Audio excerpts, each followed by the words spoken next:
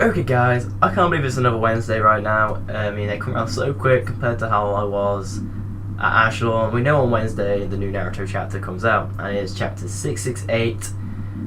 The Crimson Springtime Youth begins, if I remember right. And in this chapter, we see Guy unlock the 8th gate. And my god, the 8th gate is something special. I mean, we all know it's Crimson Flame. They mentioned that quite a bit, and it shows him kind of using it against Madara towards the end of the chapter. And he's got a move called the Night Elephant, which looks like a powerful move, and it's something like Burn Guy, and he's like incredibly powerful. He's like twice as fast as he was. And he has another move called Red Stream, which literally just made a massive thing on the ground, like a crater thing. But it also went into Guy's backstory between him and his father, because they did mention right at the start, what would your father think if you used the 8th gate? But like just after he just uses the 8th gate, we all know that's the gate of death. And it kind of explains about his father that Guy, like his father and like Lee, can never use ninjutsu, and he can only really use taijutsu. He can never use genjutsu either, but only tai.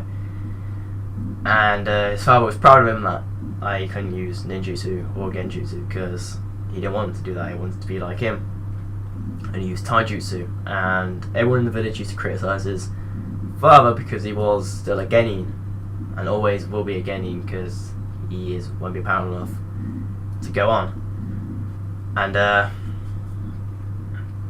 kind of shows a guy trying to take on two Jonins, and they beat him up, and his father's kind of happy, but says that I don't care what people think. And then later on, he takes him out into the woods and shows him the gate formations.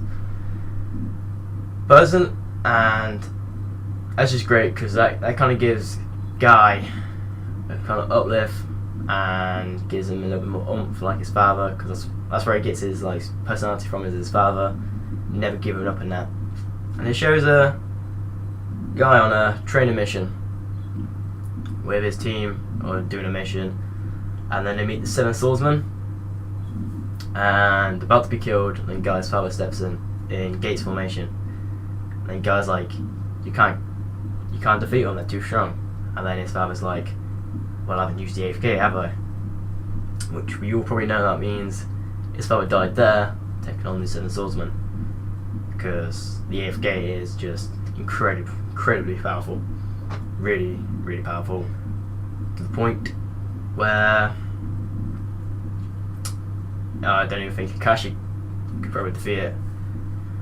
But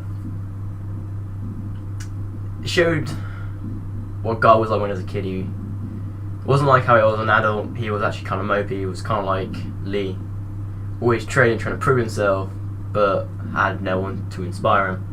So I guess Guy's dad inspired him, and then Guy inspired Lee, and yeah, it's kind of knock-on effect. So whoever's inspired by Lee will end up being like Lee, I guess.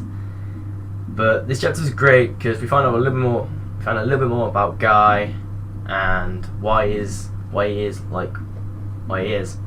and he knows that his father would be proud of him if he used the 8th gate, because there was only one rule they could use the 8th gate for, and that was if you have something precious to protect, which I guess that means the lives of everyone for Guy, and he's ready to give up his life, protect the things that he kind of loves.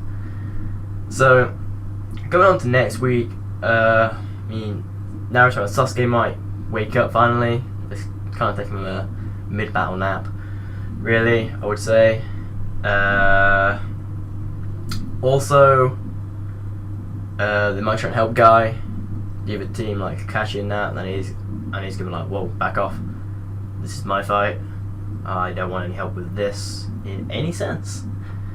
So yeah, really, this chapter's really good to read. I do recommend it, and yeah, thank you guys for watching.